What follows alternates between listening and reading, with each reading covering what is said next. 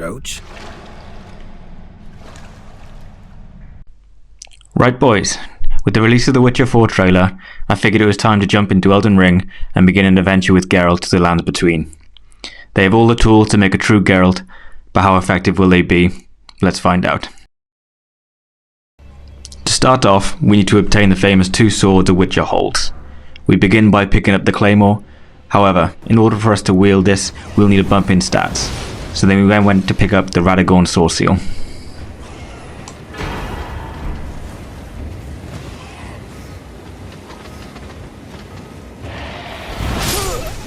Oh shit, here we go again.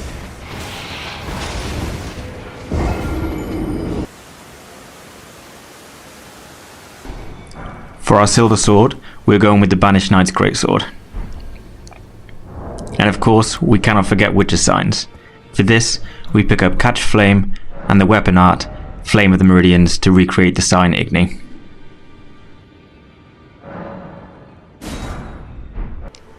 It was now time to face our first boss, Margit the Fell.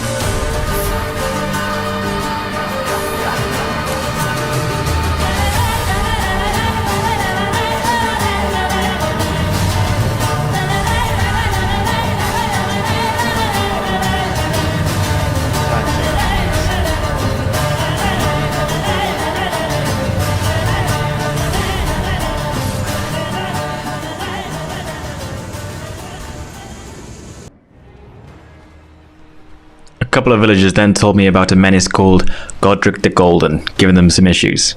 So we decided to take their coin and challenge the monster.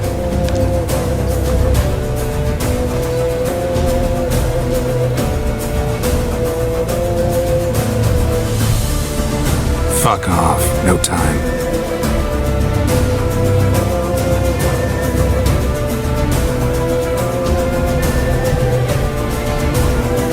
Fuck off. No time.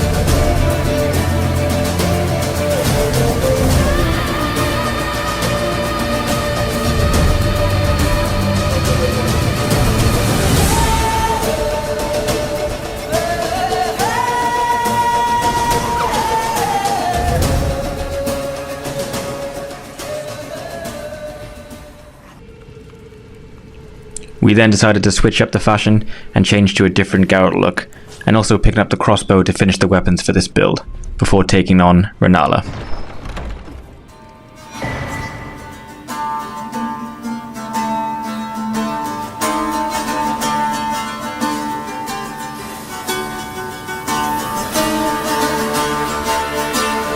Shut up and fight. Time to end this.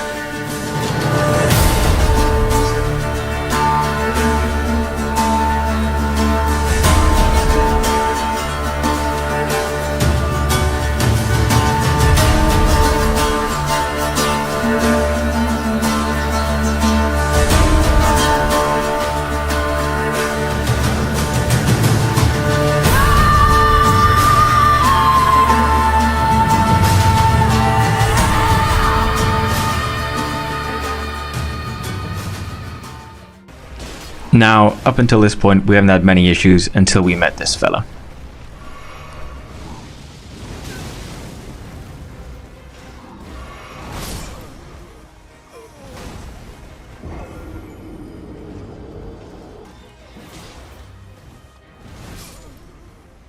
How does that even hit me?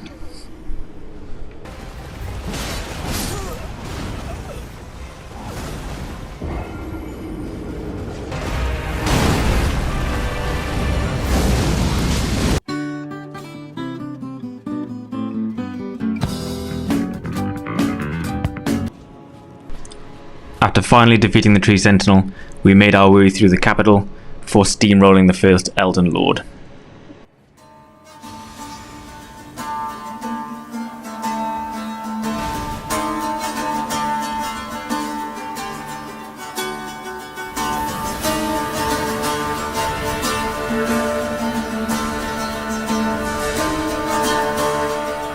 Hasta la vista.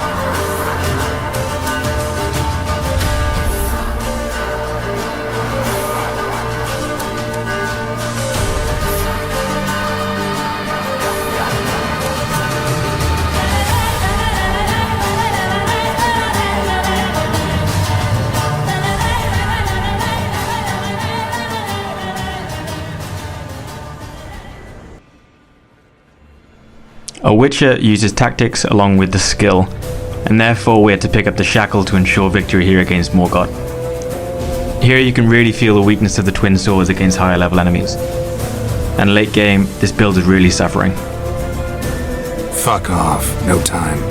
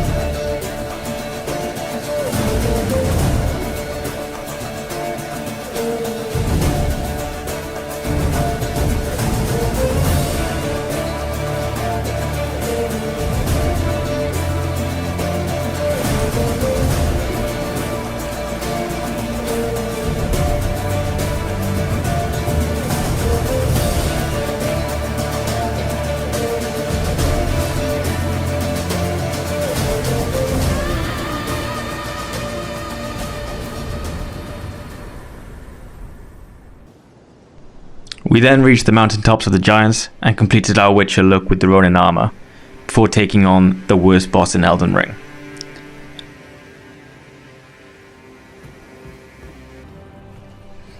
Again, we had to pull out the Witcher tricks here and use poison to drain the monster's health, and also recruit our good friend Vesemir to help us out for the rest of the way.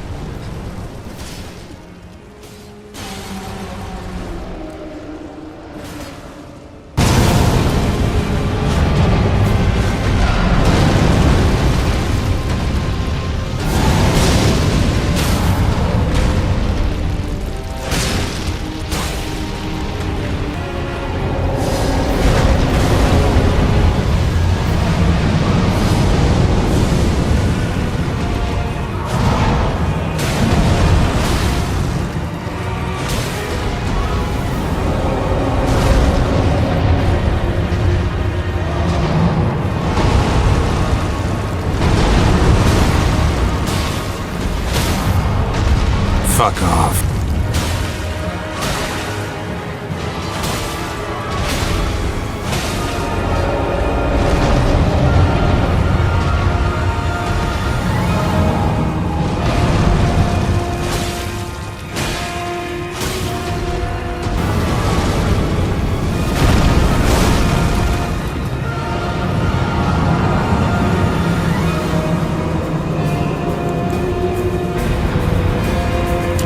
Now, I won't say how many tries Maliketh took, but let's just say it was a struggle with this build so late on in the game.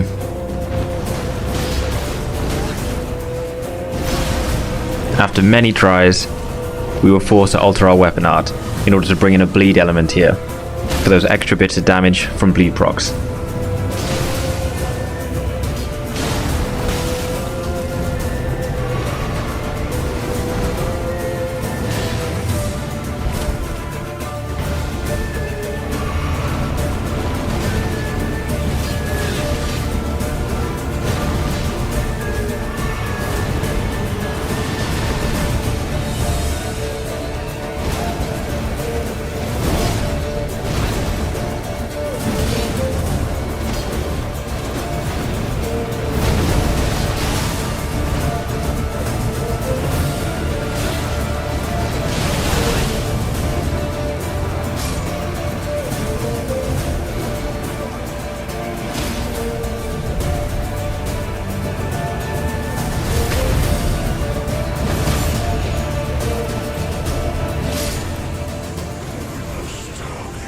We then finally finished with Maliketh, after many hours of grinding, and then moved on to Godfrey once again. This fight wasn't the cleanest, so let's speed this up.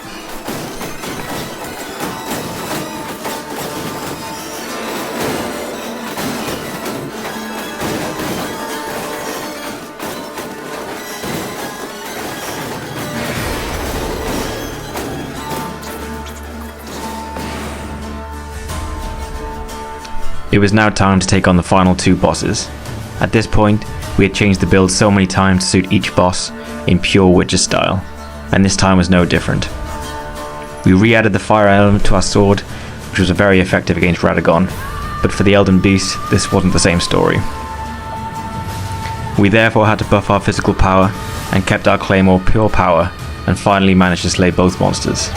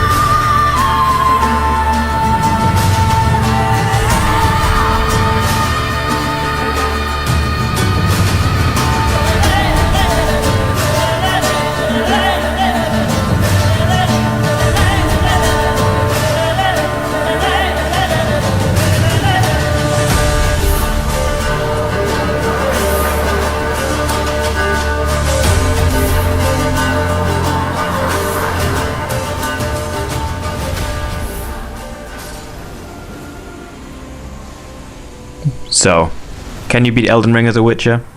Well, yes, you can. However, the build started well and we flew through the first few bosses. But it was easy to see by the late game that the build was suffering and tweaks were needed. However, Geralt being one of my favourite characters made this great fun, and I would definitely recommend recreating him in Elden Ring. If you would like me to try any other builds or characters, please let me know in the comments. Thank you for watching, and I'll catch you in the next one.